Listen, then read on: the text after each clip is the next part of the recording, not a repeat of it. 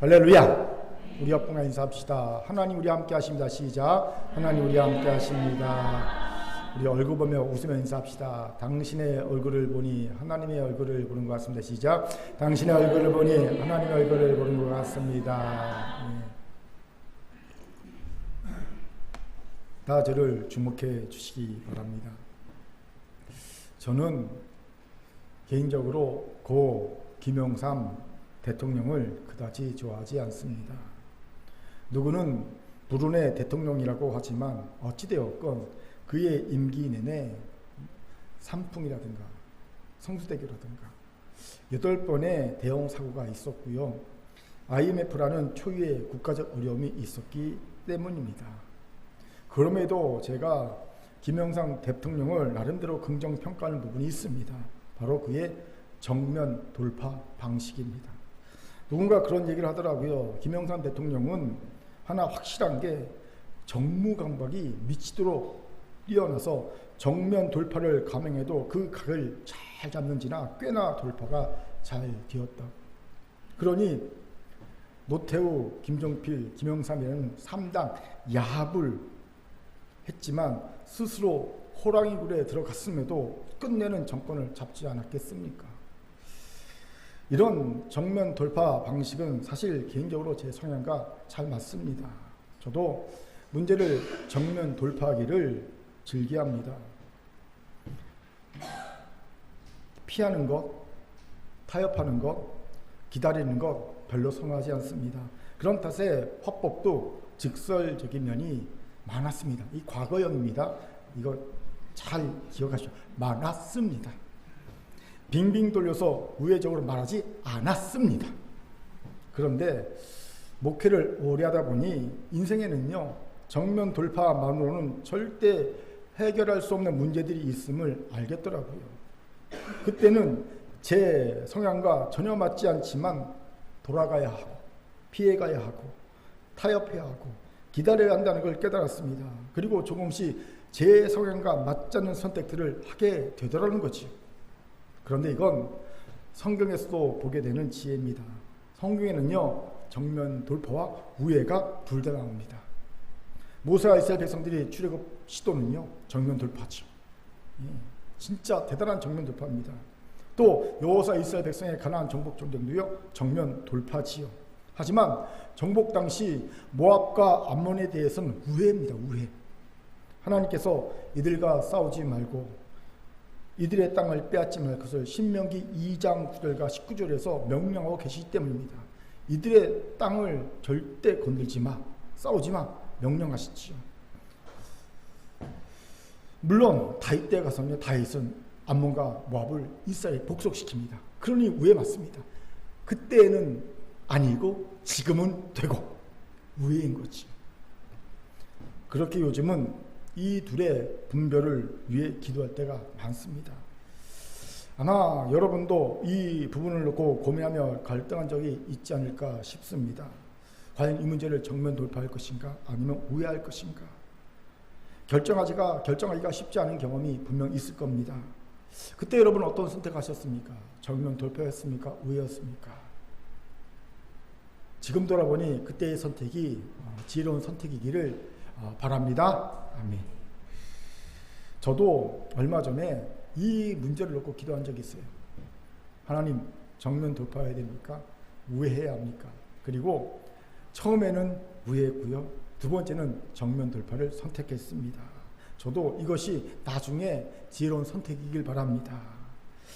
그렇게 기도합시다. 우리에게 지혜로운 분별력을 주시기를, 오늘 이 지혜와 은혜가 우리에게 있기를 주님을 축원합니다. 아멘. 자, 저를 따라합시다.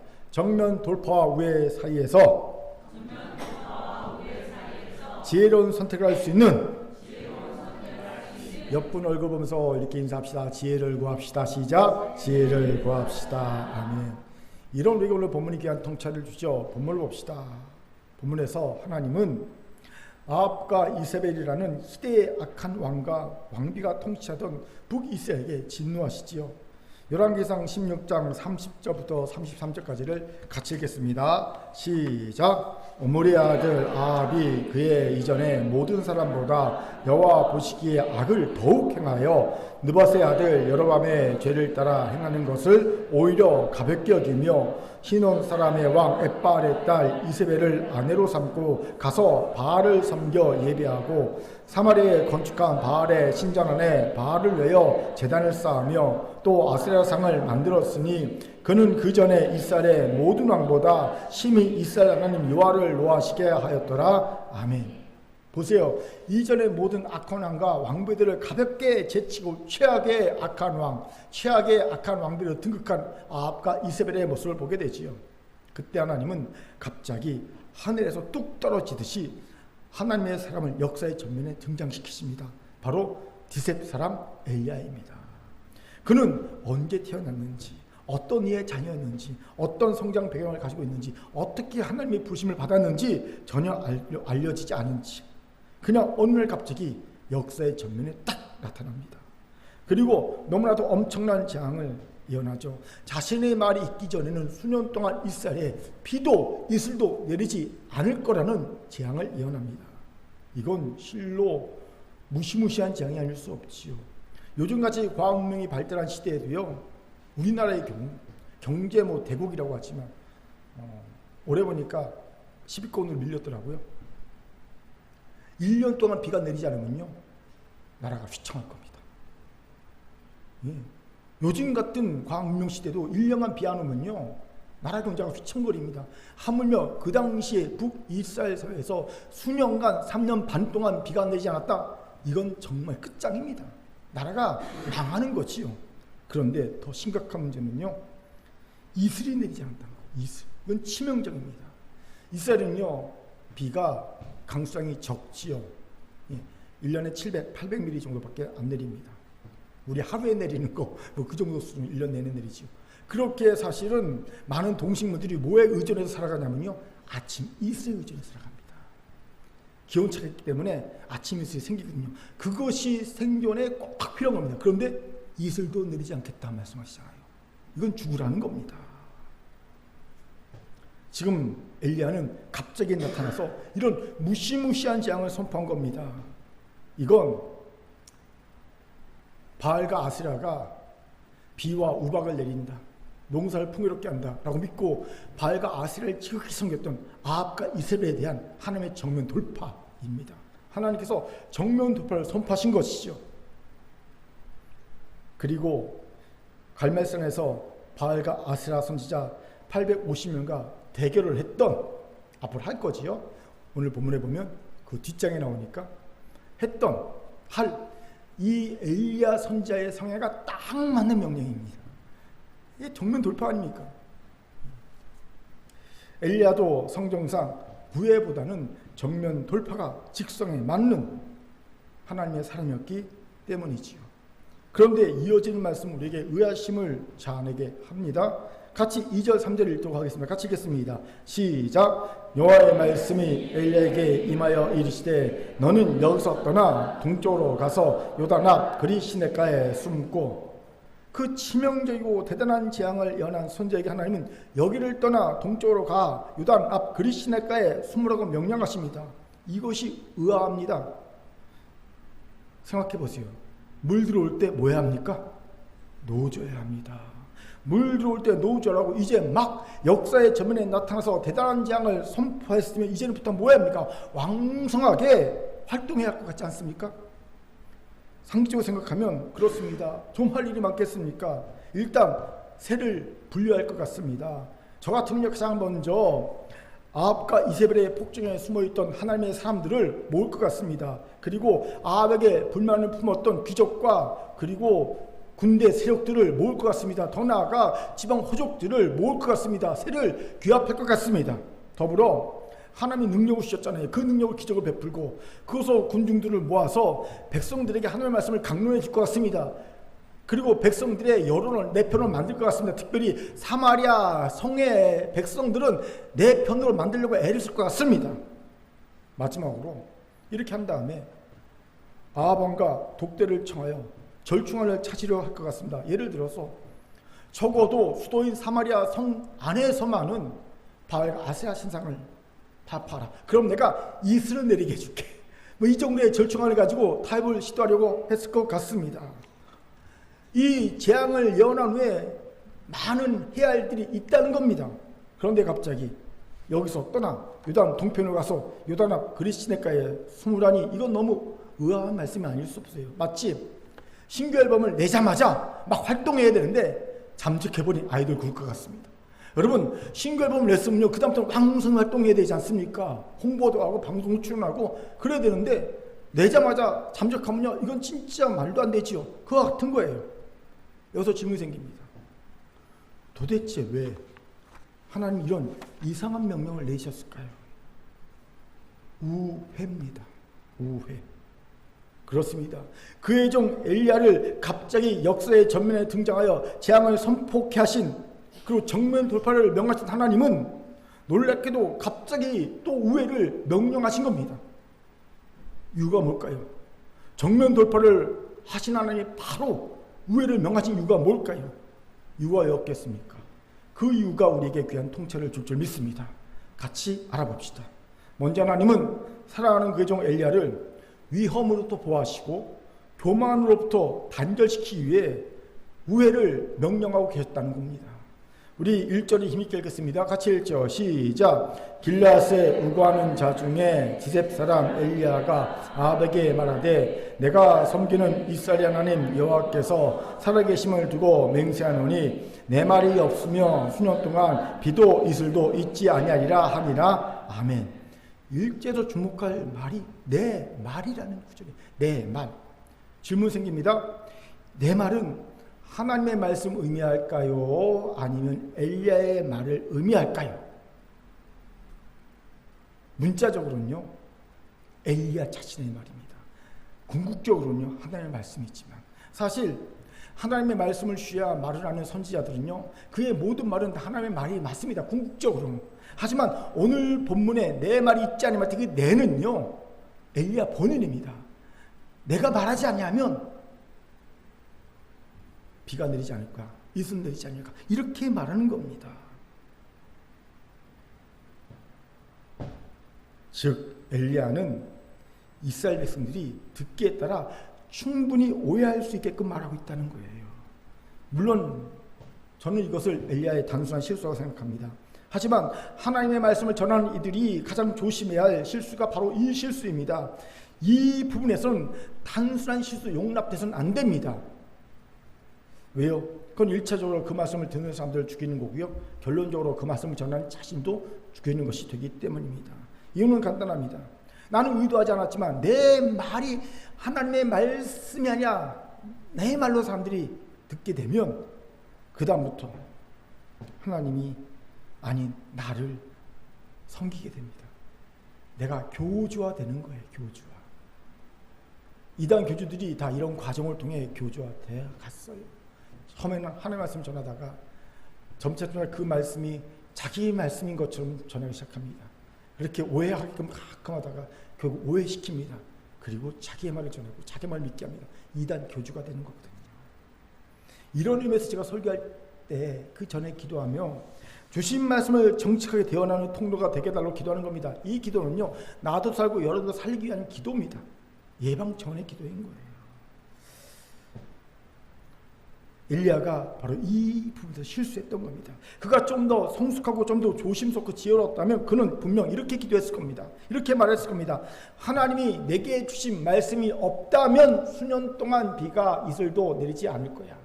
다시 한번요. 하나님이 내게 말씀을 주지 않으면, 하나님이 내게 주신 말씀이 없으면 비도 이슬도 수년 동안 내리지 않을 거야. 이렇게 말했을 겁니다. 그리고 하나님은 이런 실수한 엘리야를 이렇게 명하시지요. 여길 떠나 그리시네가로 숨어. 왜일까요? 일단은 엘리야를 보호하기 위해서입니다. 생각해 보세요. 내 말이 없으면 이라는 말이 만들 첫 번째 파장이 무엇일까요? 내 말이 없으면 이라고 엘리야가 말했잖아요. 이 말이 만들 파장이 무엇일까요? 아까 이세벨에 의한 엘리야 체포 명령 혹은 살해 명령일 겁니다. 왜요? 만약 그가 하나님이 내게 주신 말씀이 없으면 이라고 말했다면 이렇게까지는 파장이 일어나지 않을 수 있어요. 아무리 악한 아합왕과 이세벨 왕비라도 하나님의 말씀을 전하는 선지자를 바로 죽이는 것은 부담을 가질 수밖에 없기 때문입니다. 하지만 내 말이 없으면이라고 말할 때는 이야기가 달라지는 거예요. 이건 그냥 일개 선지자의 말일 뿐입니다. 제거할 타켓이 엘리야로 바로 정해지고요. 엘리야를 체포하고 죽이라는 명령을 내릴 때 아합과 이세벨이 부담을 덜 느낄 수 있게 되는 거예요. 하나님이 내게 주신 말씀이 없으면이라고 전할 때는 부담을 느끼지만 내 말이 없으면이라고 말할 때는요, 부담이 훨씬 덜해지는 겁니다. 바로 이것을 엘리야는 생각하지 못했고요, 하나님은 생각하신 겁니다. 그렇게 하나님은 급히 그의 종 엘리야를 그리스도의 것으로 승격하십니다. 아합과 이세벨부터 보호하신 겁니다. 두 번째로 그리스도의 것으로 숨으라고 하심으로 하나님은 그의 종 엘리야에게 하나님의 종이 가장 두려워야 하는 죄악인 교만을 멀리할 것을 가르쳐 주고 계시다는 거예요. 그렇습니다. 교만은 패망의 선봉입니다. 거만한 마음은 넘어짐의 앞작입니다. 특히 엘리야처럼 대단한 말씀을 전하는 자나 대단한 능력을 가진 자들이 특히 경계하고 조심해야 할 것은 교만입니다. 이런 의미로 하나님은 엘리야를 그리스도의 것으로 숨게 하신 겁니다. 그리스라는 단어의 뜻은요, 단절이라는 뜻입니다. 단절. 하나님은 교만과의 단절을 명하신 겁니다. 생각해보세요. 엘리야가 역사의 전면에 등장해서 재앙을 예언할 때 아합과 이세벨의 폭정에 숨지고 있던 하나님의 사람들이나 반대 세력들이 얼마나 속으로 환호했을지를. 아마 그들은 엘리야가 새를 규합하려고 스스로 나서지 않아도요, 그들 스스로가 엘리야를 찾으려 했을 겁니다. 엘리야를 찾아서 엘리야에게 말했을 겁니다. 당신이 중심에서 한번 여호와를 경외하는 자 아합과 이세벨을 반대한 자들의 새를 모아봅시다 라고 말했을 겁니다. 그때 이 부분에서 덜 훈련받고 미성숙한 엘리야가 그들과 함께 했다면 어찌 되었을까요? 엘리야의 변질 혹은 타락이 예상됩니다. 그렇게 하나님 급히 그를 빼내서 단절의 그리스도의 거로 숨게 하신 겁니다. 교만으로부터의 단절을 요구하신 겁니다.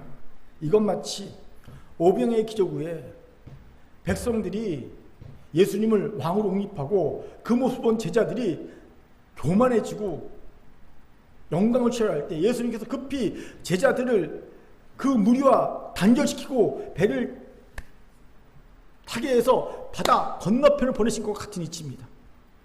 급히 보내셨잖아요. 왜요? 교만하지 말라고, 영광을 취하려고 하지 말라고. 그와 같은 이치입니다.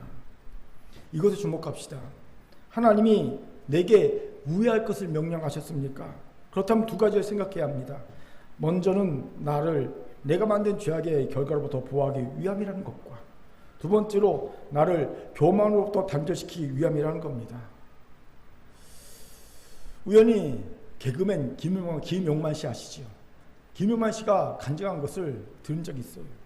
그가 2013년도 10년 전에 잘 나가던 때 갑자기 불법 도박 혐의로 무리를 일으켜서 모든 방송 활동을 다 접고 잠적한 적이 있습니다. 그때 그는 이미 교회 집사였다고 하지. 다 활동하고 끊고 집에서 놀고 있는데 어머니 권사님이 전화 왔답니다. 너 집에서 놀고 있느니 성경책 좀 읽어라. 어디요? 욥기를 읽어라.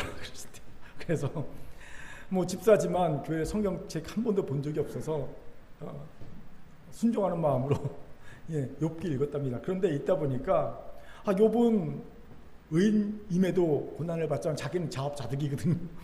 나는 뭐 내가 잘못해서 고난을 받으니까 이건 뭐 다르네. 그리고 쭉 읽는데 자기를 돌아보게 됐다는 거예요. 그때 그는 믿음의 반대말이 나의 힘이다라는 걸 깨달았다고 말합니다. 믿음의 반대말이 나의 힘이라는 걸 깨달았대요. 그리고 내가 나의 힘으로 살았구나라는 걸 알게 되었고요. 이제는 자기 힘으로 살지 않겠다고 결단하게 되었고, 그 결단으로 성경 공부 시작했다는 거죠. 내가 이제 나 힘으로 살지 않게 어떻게 할까? 그래, 성경 공부해야 되겠다. 시작했다고 하더라고요. 저는 그의 간증을 들으면서 비록 불법 도박이라는 불미스러운 일이 발각되어 숨게 되었지만 이것이 김용만 씨를 향한 하나님의 우애 명령이라는 생각이 들었습니다. 더 큰 죄악으로 빠지는 것을 막고 자기 힘으로 사는 교만함으로부터 단절시키기 위한 우애 명령이죠. 그렇게 하나님이 나는 지금 막 정면 돌파하고 싶은데 갑자기 하나님께서 딱 막으시고 우애 명령을 내리십니까? 그렇다면 원망하지 말고 낙담하지 말고 내가 만든 죄악의 결과로부터 나를 보호하심이 있음을 믿으시기 바랍니다. 또한 교만으로부터 나를 단절시키는 하나님의 은혜가 있음을 믿으시기 바랍니다. 아멘. 저는 사실 저와 큰 교회를 보면서 이런 우의 명령을 봅니다. 듣습니다. 이 말을 할까 말까 고민하다가 드립니다. 저를 잘 아는 몇몇 목사님들이 계신데 서로들은 잘 몰라요. 그 목사님 각자가 제게 정말 하기 힘든 말을 해준 적이 있어요. 친하기 때문에, 저를 정말 잘하기 때문에, 저를 사랑하기 때문에 이런 말씀 해준 적이 있어요. 똑같은 말을 했습니다. 다른 분들이. 내가 아는 남목사의 능력과 열심을 보면 교회가 1000명 이상은 되어야 할 것 같은데 도무지 이해가 안 돼. 제가 이 말을 듣는데요, 얼굴이요 숨길소리 화끈거리는 거예요. 붉어지면서 가슴을 바늘로 쿡쿡 찌르는 것 같은 아픔을 느꼈습니다. 실제로 아프더라고요. 창피해갖고 어쩔지 모르겠더라고요. 왜요? 저는 그 이유를 알기 때문입니다. 그렇게 되면 저는 제 연약함과 죄악으로 죽습니다. 분명 교만이 하늘을 찌를 것이고요, 교만이 내게 더 큰 욕심을 갖게 해서 저는 목회가 아닌 사업을 하게 될 겁니다. 여러분을 대상으로 사업을 할 거예요. 저는. 확실합니다. 그렇게 하나님은 우의 명령을 내신 겁니다. 감당할 수 있는 정결함을 얻을 때까지, 감당할 수 있는 성숙함을 가질 때까지 우의 명령을 내신 거예요. 그리고 준비가 되면 하나님은 정면 돌파를 분명히 명하실 겁니다. 저는 그날을 기다리고 오늘 그날을 준비합니다. 바라기는 여러분도 원치 않는 하나님의 우의 명령을 받았습니까? 나를 보호하고 살리시기 위한 명령임을 아십시오. 그리고 정면 돌파를 명하실 수 있도록 준비하면서 기다리세요. 때가 되면 분명 하나님은요 정면 돌파를 명하실 것이고요, 여러분에게도 엘리야의 갈멜산 전투의 승리가 얻어질 줄 믿습니다. 아멘. 저를 따라합시다. 하나님의 우의 명령은 나를 보호하시고 살리십니다. 몇 번 보면서 때를 기다리며 준비합시다. 시작. 때를 기다리며 준비합시다. 아멘. 두 번째로 하나님의 우의 명령에는 기준점을 다시 잡으라는 명령이 담겨져 있음을 봅니다. 기준점을 다시 잡으라. 삶의 기준점. 우리 3절을 읽겠습니다. 3절 같이 읽죠. 시작. 너는 여기서 떠나 동쪽으로 가서 요단 앞 그리 시냇가에 숨고. 아멘. 3절에서 가소라는 단어에 주목해 보세요. 히브리어 파나를 번역한 것인데요, 돌리다, 방향을 바꾸다라는 뜻을 가진 단어입니다. 이 부분을 WBC 주석에서 본문 표현하면서, 본문 표현이 뭐냐면요, 이 본문이 원래 성경의 본문에 근접한 거 아닌가를 따지는 게 본문평이거든요. 그리고 다시 본문을 해석하는 게 본문평이거든요. WBC 본문평은요, 이 부분을 이렇게 해석합니다. 이 문자적 의미가 너 자신을 돌려라 라고 해석합니다. 가서가 너 자신을 돌려라. 이것이 의미심장합니다. 너 자신을 돌려라. 이건요, 하나님이 너 자신을 동쪽으로 돌리라는 단순한 방향 지식일까요? 아닙니다. 그것만이 아닙니다. 너 자신의 몸을, 방향을 동쪽으로 돌려, 이런 방향시의 의미가 아니라 중의적 의미가 있다는 겁니다. 어떤 중의적 의미일까요? 이것을 알려면 성경에서 동쪽이 가지는 의미를 알 필요가 있습니다. 동쪽은 히브리어로 케뎀입니다. 케뎀. 그런데 이 동쪽의 케뎀의 뜻이 뭐냐면 앞에 있다라는 뜻입니다. 여러분 재미있지 않아요? 왜 동쪽이 앞에 있다는 뜻일까요? 동쪽이 앞에 있다. 간단합니다. 히브리인들은 방향을 잡을 때 가장 먼저 동쪽을 향합니다. 그래서 동쪽은 앞에 있다는 의미를 갖는 거예요. 가장 먼저 동쪽을 기준점 중심으로 잡고 방향을 정합니다. 북, 남, 서를 정합니다. 그렇게 히브리인들은 언제나 동쪽이 중심이자 기준점이 되고요, 성전이나 성막도 동쪽을 향하게끔 짓는 것도 그 이유가 있습니다. 동쪽은 항상 기준점입니다. 중심입니다. 거기도 잡고 방향을 잡거든요. 그 앞에 있는 방인 거예요. 참고로 우리나라는 남쪽이 앞에 있는 방향입니다. 우리는 남쪽을 먼저 기준점을 잡고 나머지 방향을 잡지요. 그래서 남향을 좋아하는 겁니다. 예. 하나님은 이런 의미를 가진 동쪽으로 엘리야가 방향을 돌리기를 명령하고 계신 겁니다. 무슨 의미일까요? 기준점을 다시 잡으라는 겁니다. 그 기준점 물론 하나님이십니다. 놀랍게도 선지자 엘리야는 사역을 시작하자마자 그의 사역인 기준점 하나님을 놓친 것 같습니다. 인간적으로 충분히 이해할 수 있죠. 디셉이라는 촌사람 엘리야가 갑자기 역사의 중심에 섰으니, 사람의 관심의 중심에 섰으니 얼마나 정신이 없었겠습니까? 하나님의 명령에 순종하여 재앙을 선포하긴 했지만 자신이 선포한 재앙의 결과가 어떠할지도 예측할 수 없을 정도로 그는 정신이 하나도 없었음을 봅니다. 그 증거가, 그 정신없의 증거가 그가 공개를 받던 사라밧, 이방 사라밧 지역에 과부의 아들이 죽었을 때 그가 하나님께 드린 원망과 탄식의 기도에서 보여집니다. 같이 열왕기상 17장 20절 읽겠습니다. 같이 1절 시작. 여호와께 부르짖어 이르되 내 하나님 여호와여, 주께서 또 내가 울고하는 집 과부에게 재앙을 내리사 그 아들이 죽게 하셨나이다 하고, 20절에서 주목할 단어가 또입니다. 히브리어 부사 감입니다. 감. 엘리야는 하나님이 또 자신이 거주하는 과부 집의 아들을 죽였다고 원망과 한탄합니다. 그런데 이상하지 않습니까? 언제 하나님이 엘리야가 거주하던 집에 과부의 아들을 주신 적이 있습니까? 없어. 이번이 처음이에요. 근데 엘리야는 마치 그 전에 그런 일이 있던 것처럼 하나님께 원망하고 탄식합니다. 그래서 또라는 말을 합니다. 왜일까요? 중요한 의미가 있습니다. 이 말은 이스라엘이 3년 반 동안의 가뭄으로 인해 당한 재앙을 의미하는 겁니다. 즉 엘리야는 내 재앙 선포로 인해 이스라엘의 수많은 사람이 죽어나갔습니다. 그런데 왜 또 내가 거주하는 과부집의 아들을 죽게 하십니까? 이 말인 거예요. 그리고 그것으로 인해 우리가 유추하게 되는 것이 있습니다. 엘리야는요, 자신의 재앙 선포가 얼마나 끔찍한 결과를 낳을지를 전혀 예측하지 못한 채, 어쩌면 잘 모른 채 정신없이 이 재앙을 선포했다는 겁니다. 그리고 시간이 지나면서 자신이 재앙을 선포한 것의 결과를 보게 되는 거예요. 너무나 많은 사람이 죽어나갑니다. 동심을 죽어나갑니다. 그걸 보면서 내가 선포한 재앙이 얼마나 끔찍한 재앙인지를 그는 몸소 체험합니다. 그것이 얼마나 큰 자책과 무거움으로 부담감으로 그의 영혼을 눌렀을까요? 깊이 자축고 있었을 겁니다. 그러다가 사라밧의 과부가 죽는, 아들의 죽는 모습을 보면서 그 안에 숨겨졌던 이 마음이, 자책의 마음이 갑자기 툭 튀어나온 겁니다. 왜 또 사람을 죽이십니까? 내 재앙으로 그 수많은 사람이 죽었는데, 재앙 선포로 그만 수많은 사람이 죽었는데 왜 또 죽이십니까? 이게 툭 튀어나온 거거든요.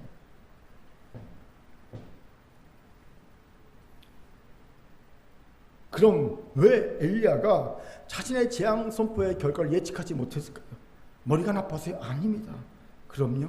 디셉이라는 촌사람 엘리야가 세상의 중심, 관심의 중심에 서게 되니 얼마나 정신이 없었겠습니까? 이해할 수 있지요. 그렇게 그는 순간 하나님 기준점을 잃고 놨던 겁니다. 그 정도로 정신이 없었던 것이죠. 하나님 이런 자신의 사랑하는 종을 위해 동적으로 너 자신을 변화시키라고 명령하신 겁니다. 다시 하나님 기준점을 회복해. 이것에 주목합시다.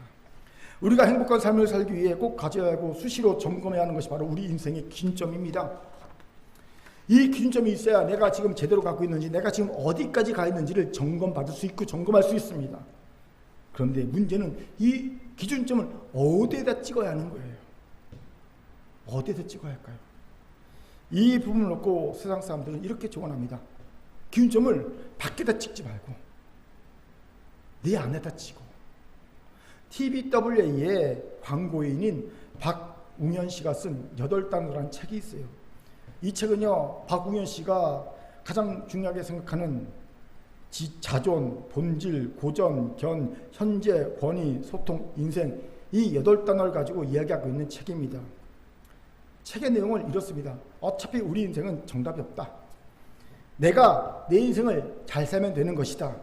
그렇기 위해 인생의 기준점을 밖에 찍고, 즉 남들이 어떻게 보는가, 남들이 어떻게 하는가, 그렇게 밖에 찍고 그 기준점에 다다르려고 애를 쓰지 말고, 남들이 어떻게 사는가, 남들처럼 똑같이 하려고 애를 쓰지 말고 그 기준점을 내 안에 찍고, 자기 안에 찍고 자기만의 인생, 자기만의 삶을 찾아 살아가라 라는 내용의 책입니다. 그리고 그는 말합니다. 기준점을 자기 안에 찍고 자기만의 의미 있는 인생을 사는 이들을 보니 하나같이 건강한 자존감을 갖고 있더라. 그렇게 건강한 자존감을 강조합니다. 이 기준점을 내 안에 찍고 다른 사람이 어떻게 살든 상관없이 나만의 삶을 의미 있는 가치 있는 삶을 사는 삶을 보면 다 건강한 자존감을 갖고 있더라. 그래 너희도 건강한 자존감을 가져라 말합니다. 세교들이 얼마나 좋으시오. 그런데 신앙인들은요 조금 달라야 합니다. 신앙인들은 내 안에 기준점을 찍 때 내 안에 찍을 기준점은요 하나님의 뜻, 하나님이 주신 비전과 사명이어야 합니다. 그리고 남들 따라 가기 바쁜 삶이 아니라 하나님 내게 주신 사명, 비전을 이루기 위해 애쓰는 삶이 되어야 합니다. 이런 기준점을 가지고 평생 달려갔던 사람이 바로 사도 바울 아닙니까? 그의 고백을 같이 읽어봅시다. 빌립보서 3장 14절입니다. 같이 읽겠습니다. 시작. 푯대를 향하여 그리스도 예수 안에서 하나님이 위에서 부르신 부름의 상을 위하여 달려가노라. 아멘. 바울은 평생 푯대를 향하여 하나님이 주신 부름의 상을 위하여 달려갔다고 말합니다. 푯대가 뭡니까? 기준점입니다. 이 기준점을 가졌으면 이 기준점을 갖게 한 것이 무엇입니까? 그 안에 있는 비전, 부르심, 사명이었습니다. 바울에게는요 기준점이 있었습니다. 그 기준점을 가지고 그는 비전과 사명을 위해 달려갔다는 겁니다. 교회는 위대한 사도 바울이 된 것이 아님을 보게 되죠. 여기에 우리 연약함이 있어요. 점점 기준점을 잃어버린 성도와 교회가 늘어나고 있습니다. 이 말은 자신만의 비전과 사명을 잃어버린 성도와 교회가 늘어나고 있다는 말과 똑같습니다. 그러니 다 고만고만한 교회, 비전과 사명으로 차별화되지 않는 교회, 그런 성도들이 넘쳐나고 있는 현실을 보게 되는 거죠. 제가 개척 초기부터 두려웠던 것이 이것입니다. 하나님이 개척을 명하실 때 제가 가장 먼저 하나님께 드렸던 반문이 이겁니다. 이렇게 기도했어요. 하나님, 세상에 교회가 얼마나 많은데 저까지 굳이 교회 안에 늘리는 것이 무슨 의미가 있겠습니까? 저는 그런 짓 하고 싶지 않습니다. 하나님 개척 명령을 철회해 주십시오. 제가 진짜 두려웠던 것은요, 개척을 하면서 개척의 어려움이 아니었어요. 진짜 두려웠던 것은요, 아니 그냥 고만고만한 교회 하나 더 늘리는 그 무의미한 일에 내가 왜 인생을 쏟아야 되지? 이거였어요. 아니 그냥 기존에 있던 교회에 가서 잘 섬기면 되지 굳이 내가 똑같은 교회 하나를 더 만드는 게 무슨 의미가 있나? 이거였어요.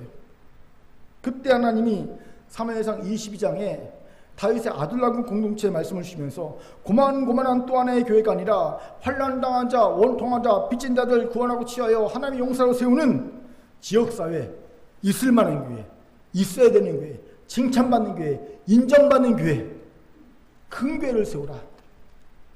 이렇게 비전과 사명을 주셨습니다. 그렇기에 큰 교회를 개척한 겁니다. 이런 이유로 저는 16년 동안 큰 교회와 성도들이 고만고만한 교회와 성도들이 되는 것을 가장 두려워했어요. 여러분, 그건 우리의 교회의 존립 자체의 의미를 훼손하는 겁니다. 교회가 있을 이유가 없어져요. 고만고만한 교회와 성도가 되면. 여러분, 우리의 지난 16년간의 자취를 한번 보세요. 우리는 좀 유별났습니다. 우리 교회의 예배, 우리의 헌신, 우리의 성김 등은 확실히 남달랐습니다. 작지만 결코 작지 않았습니다. 저는 지금도 기억합니다. 어딜 가든 저는요, 교회와 성도 칭찬하기를 마다하지 않았습니다. 왜? 너무 칭찬할 게 많으니까. 달랐으니까. 우리의 예배가 달랐고, 우리의 기도가 달랐고, 우리의 성김이 달랐고, 우리 헌신이 달랐고, 달랐거든요. 확실히 달랐습니다. 그런 교회와 성도였습니다. 그런데 지금은 과연 어떠한가요? 점점 고만고만한 교회와 성도가 되어가는 것만 같습니다. 그냥 남들이 하는 만큼 하려고 하는 것 같습니다. 왜 이렇게 된지 아십니까? 우리의 기준점이 어느새 밖에 지켜버렸어요. 밖에. 다른 교회, 다른 성도들이 어떻게 하는가? 거기에 지킨 거예요. 다른 교회, 다른 성도는 다 이렇게 하는데 우리만 왜 굳이? 다른 교회 목사들은 이렇게 하는데 왜 우리만 굳이? 다른 교회 장로들은 이렇게 하는데 왜 우리만 굳이? 다른 교회 권사들, 일꾼들, 교사들 이렇게 하는데 왜 우리만 굳이? 여기에 지켜버렸어요. 비교해서 비슷하면 만족하고 조금만 잘하면 교만하고 거기에 지켜버렸어요. 물론 대적 사탄이 준 생각입니다.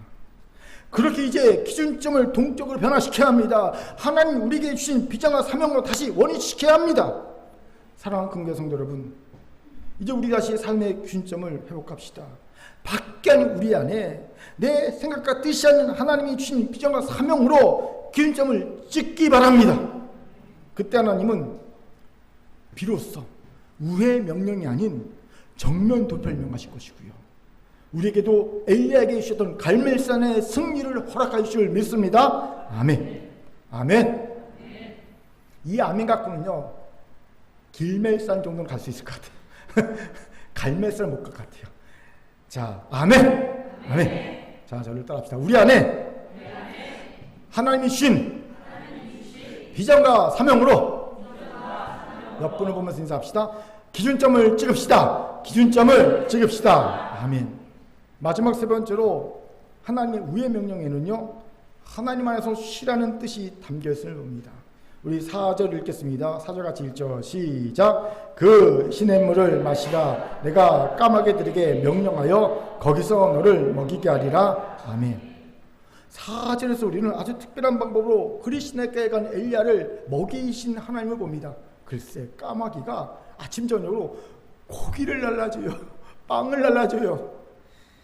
여기서 만학자들이 왜 굳이 하나님이 까마귀를 이용하셨는가를 이렇게 설명합니다. 까마귀는 유대인들에게는요, 부정한 동물이거든요. 하나님이 부정한 동물을 통해서 선지자 엘리야를 먹이심으로 부정에 대한 편견을 깨게 하신 거라는 거죠. 예. 하나님은 얼마든지 부정한 것도 자기의 도구로 사용할 수 있음을 알게 하신 겁니다. 이거는요, 미리 선교육입니다. 어떤 선교육입니까? 곧 엘리야는 어디에 가서 공개를 받습니까? 3년 반 동안 사르바샤는 이방인, 부정한 이방인 과부에게 공개를 받습니다. 그 전에 하나님이 그 선입견 편견을 깨게 하시기 위해서 부정한 까마귀를 사용하셨다라고 많은 학자들이 얘기합니다. 그런 저는 이런 생각합니다. 뭐 그럴 수 있어요. 맞는 말입니다. 하지만 단순하게 까마귀가 새 중 제일 똑똑해서 시키신 것이 아닌가라는 생각을 합니다. 제가요, 얼마 전 영상 하나 봤어요. 중국 영상인데요. 이 남자가 집을 나서면서 이 집에서 맞춘 까마귀에 매일 먹이를 줬어요. 착한 남자입니다. 그랬더니 까마귀가요, 보온을 했어요. 어떤 보온을 하는지 아십니까? 매일 지폐를 물어다 주는 거예요. 지폐.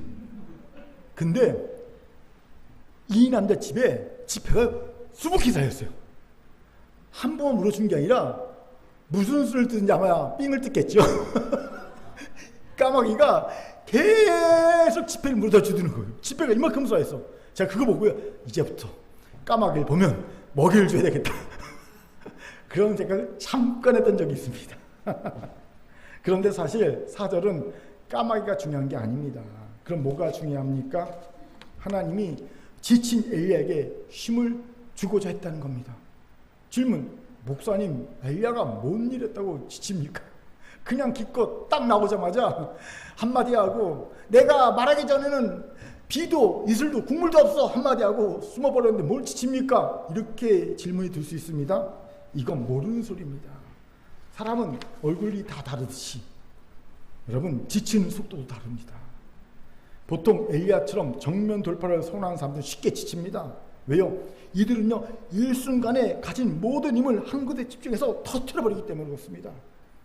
가진 영역을 한 점에 폭발시켜버립니다. 그렇게 돌파를 쉽게 합니다. 하지만 금방 지쳐버립니다. 마치 사자가 사냥할 때 자신이 갖고 있는 모든 힘을 한꺼번에 다 집중해서 폭발적으로 팍 쏟아버려서 사냥하듯이, 그러니까 사자가 자기보다 훨씬 크고 무게도 많이 나가는 물소도 사냥하는 것 아니겠습니까?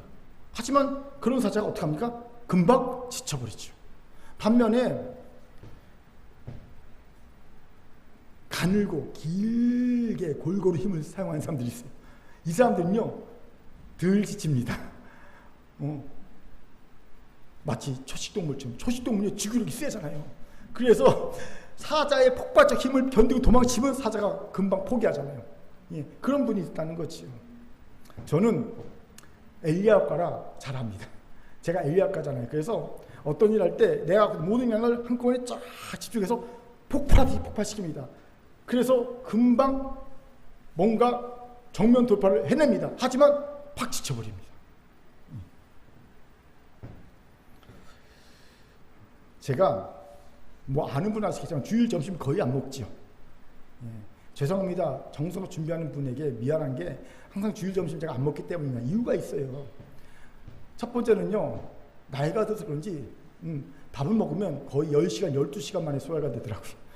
아침 먹고 소화가 잘 안 되니까 못 먹겠더라고요. 근데 더 중요한 이유는 뭐냐면요.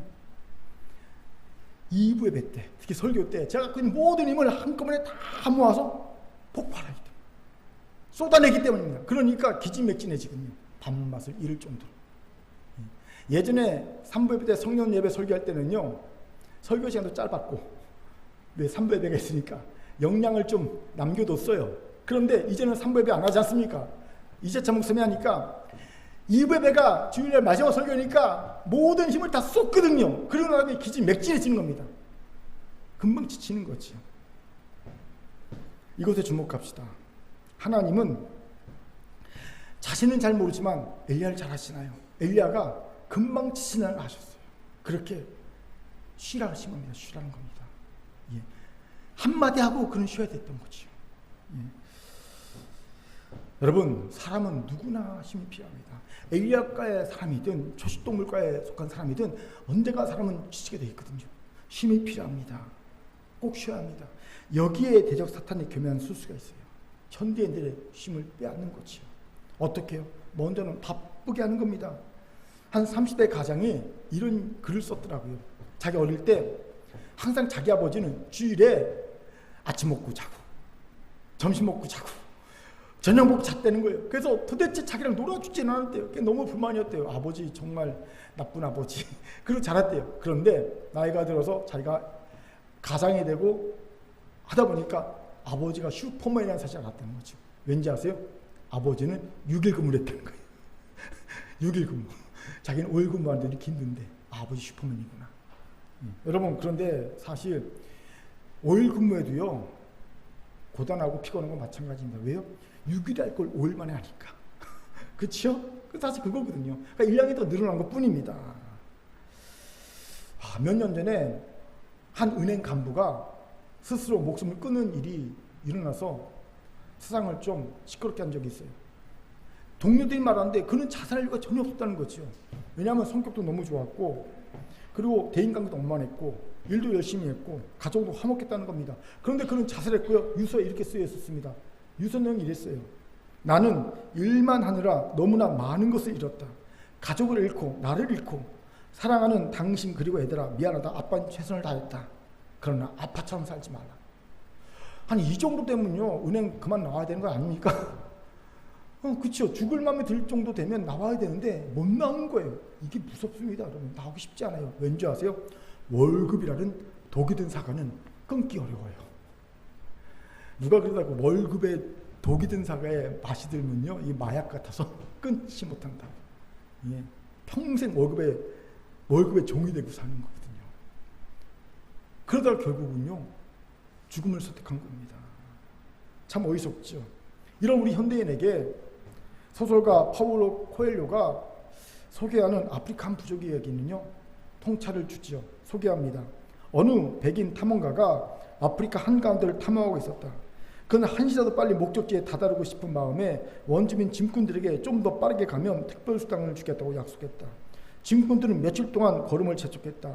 그러다 어느 날 오후 짐꾼들은 길 가기를 거부하고 모두 바닥에 주저앉아 짐을 내려놓았다. 왜 그러는지 이유를 묻자 그들은 이렇게 대답했다. 그동안 너무 빨리 걸어와서 우리가 뭘 하고 있는지 알 수가 없을 정도입니다. 잠시 쉬면서 우리 영혼이 돌아오길 기다려야 해요. 여러분, 문명은 발달하지 않았지만 지혜롭지 않습니까? 저는요, 이런 성도 많이 봅니다. 딱 예배 자리에 왔는데 아직 영혼이 돌아오지 않은 성도들. 너무 주중에 너무 바쁘게 살아갖고 영혼이 아직 오지 않았어. 그래갖고 멍해. 말씀을 들어도 멍하고 거의 언제쯤 영혼이 돌아오냐면 축도할 때쯤. 그때 영혼이 딱 와. 그리고 영혼이 돌아와서 집에 가. 일주일 너무 바쁘게 살다가 영혼이 따라오지 못해서 멍하니 있다가 축도쯤 영혼이 돌아와서 영혼 챙겨서 집에 가고. 그러니까 안에 뭐가 없어요? 말씀이 없는 거예요. 여러분, 이렇게 살면 안 됩니다. 혹시 오늘이 주일이야 이런 분 있어요? 엄마 오늘 주일이야. 엄마 오늘 토요일이야. 너무 바빠서 감당하기 힘듭니까? 절제하셔야 합니다. 절제하셔야 합니다. 내가 절제하지 않은 하나님이 내 다리 옹리를 똥강 부르트려서도 그리스도의 거로 쉬게 가게 하십니다. 아세요? 하나님이요 우리를 사랑하셔서 야, 얘 절제수수 못하네, 안 되겠다 싶으면요 우리 다리 동강 그렇듯입니다. 그래서 아예 그냥 강제로 그리스도인과로 이송시키십니다. 쉬라고. 두 번째로 사탄은 쉬어도 신기 아닌 것을 만들어 버린다는 거예요. 우리가 다 경험해왔을 겁니다. 휴가 갔다 오면 더 힘들어지고요, 잤는데 잔 것 같지 않고 쉬었는데 쉰 것 같지 않고 그럴 때 너무 많지 않습니까? 이유가 뭔지 아세요? 내 머릿속에 온갖 염려, 걱정, 근심이 가득 차 있기 때문에. 이러면요 잠을 자도요 꿈속에서 나를 괴롭힙니다. 꿈에서 막 나를 쫓아오고 막 힘들게 해버립니다. 염려, 걱정, 근심이 많으면. 이럴 때는요 되도록 자극이 적은 정보를 얻는 것이 최소한 할 수 있는 곳으로 가야 되는 거예요. 왜 우리가 산으로, 들로, 바다로 간지 아세요? 그곳에 가면 자극이 적거든요. 인간은요 초록색을 보면 마음이 편안해지거든요. 초록색이요 놀랍게도 지구의 한 7, 80%를 차지하는데 색깔에 우리의 눈에 들어오면 우리 마음을 편안하게 하거든요. 그리고 정보 취득이 적지 않습니까? 물론 우리나라는요 핸드폰 때문에 망했어요. 그냥 어딜 가나 핸드폰이 빵빵 터지는 세계 유일의 나라 우리나라거든요. 그러니까 핸드폰이 있으니까 이게 정보가 계속 들어오니까 자극을 계속 받거든요. 여러분 진짜 휴식을 취하려면요 죄송하지만 핸드폰을 놓고 가거나 꺼놓으셔야 합니다. 핸드폰을 갖고 휴가를 떠나는 분은요 쉬지 못해요. 계속 자극이 정보가 들어오니까 안 되는 거예요. 근데 저도 그렇지만 여러분도 핸드폰 놓고 다니면 불안하지 않아요? 그치요? 내 옆에 아내는 없어도 되지만 핸드폰 없으면 안 되지 않습니까? 그게 우리 현대인 아닙니까? 예. 저는 이 부분을 묵상하면서 하나님의 큰 교회에게 이 말씀을 주신 중요한 이유를 깨달았어요. 지금 우리 큰 교회 성도들 하나님 안에서 쉼이 필요하다는 겁니다.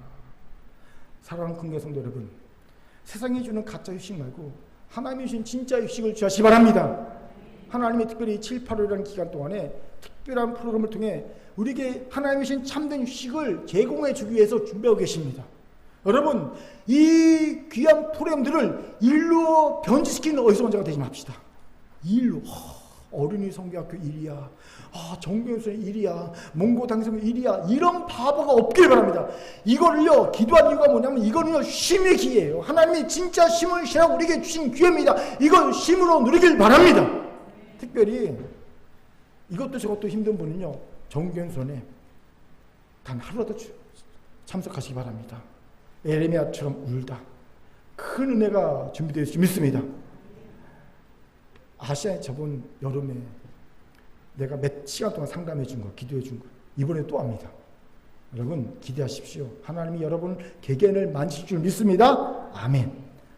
옆분과 인사합시다. 수련회에 꼭 참여합시다. 시작. 수련회에 꼭 참여합시다. 하나님이 이 휴식을 통해 우리를 회복시킬 겁니다. 우회했던 것들을 다시 정면 돌파할 힘과 용기와 믿음을 더하여 줄 줄 믿습니다. 아멘. 자, 저를 따릅시다. 그리스도의 거로 가서 옆분에서 참쉼을 누립시다. 참쉼을 누립시다. 이제 말씀 마치죠. 하나님의 우회 명령은 우리의 연약함과 죄악을 책망하시고 징계하시는 것이 아닙니다. 너 잘못됐으니 멈춰. 우회해. 정면 돌파할 수준 안 되니까 하지마. 이게 아닌 거예요. 그건 우리를 고치시는 겁니다. 우리를 보호하신 겁니다. 우리를 회복시킨 겁니다. 믿음과 용기를 주신 겁니다. 그래서 다시 정면 돌파할 수 있게 하시는 준비를 시키는 과정인 거예요. 사랑의 명령입니다. 그렇기에 나는 정면 돌파하고 싶은데 하나님의 우회 명령 내리셨습니까? 원망, 낙담하지 마시고 하나님의 뜻을 잘 살피세요. 그리고 깨달으십시오. 그 우회 명령은 첫 번째, 나를 내가 만든 죄악의 결과로부터 보호하시고 나를 교만으로부터 단절시키기 위한 하나님의 뜻이 담겨있다는 것을 깨달으시기 바랍니다. 두 번째, 우리가 잃어버리고 잘못 찍은 우리의 밖의 기준점을 우리 안에 하나님의 신 비전과 사명을 다시 찍게 하시기 위해 하나님의 배려하는 것을 깨달으시기 바랍니다. 세 번째, 쉼을 피하면서 대적에서가 쉬지 못하는 우리를 위해 단절히 그리스도의 거로 이끌어서 우리에게 참 쉼을 주시기 위한, 누리기 위한 하나님의 명령이라는 것을 깨달으시기 바랍니다. 그렇게 사랑하는 큰 교회 성도 여러분, 이제 우리 그리스도의 거로 갑시다. 그래서 변화되고 회복되고, 그래서 우리에게 곧 맡기실 갈멜살 전투, 우리 큰 교회에겐 앞으로 갈멜살 전투가 준비되어 있습니다. 이 갈멜살 전투를 반드시 큰 승리로 이끄는 우리 모두가 되기를 주님을 축원합니다. 아멘. 하나님의 말씀이었습니다. 기도하겠습니다. 사랑과 자비하는 참 감사합니다. 하나님, 우리에게 주신 귀한 비전과 사명, 갈멜살 전투의 승리를 위해 오늘 우회명에 오신 감사합니다. 회복케 하시고 깨닫게 하시고 믿음과 용기를 다시 준비하여서 정면 돌파할 수 있게 도와주옵소서. 이 우회의 기회가 그런 은혜의 기회임을 깨닫는 성도들에게 도와주옵소서. 감사드리며 예수님 이름으로 기도합니다. 아멘.